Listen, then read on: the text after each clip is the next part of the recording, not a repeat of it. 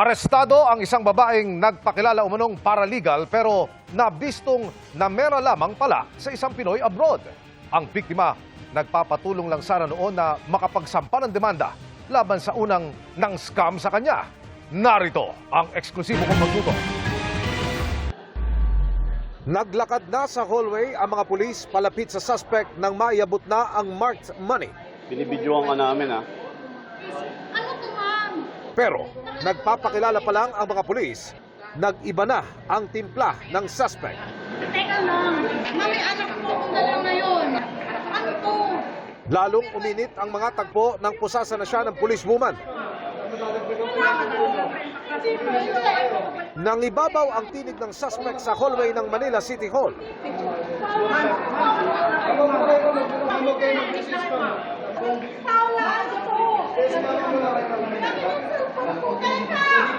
Kinailangan pa siyang pakiusapan ng ilang beses.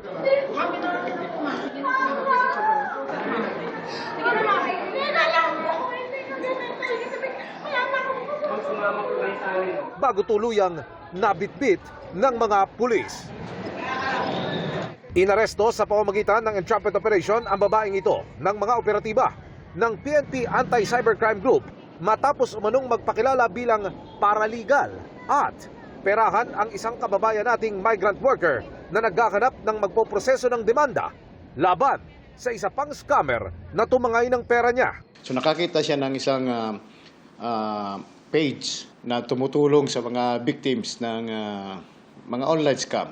Sa pagsasearch nito online, na-encounter umano ng biktima ang suspect sa social media page nito. Nagpakilala ito na siya ay kayang-kaya niyang gawin dahil siya ay paralegal. Meron daw siyang kakilala sa PNP. Ang sinisingil ng suspect, 150,000 pesos. Kasama ang filing ng kaso. Pagbuo ng unit sa PNP, nahuhuli sa suspect hanggang sa pagpapakulong. Ayon sa PNP, scammer ang suspect na target ang mga Pilipino abroad na nabiktima na ng mga online scam. Patuloy naming kinukuhanan ng panig ang suspect. Wala po kaming inuutusan na tao na siya ang mag-negotiate para sa pagkandak ng police operations, lalong-lalo na sa pag-file ng case.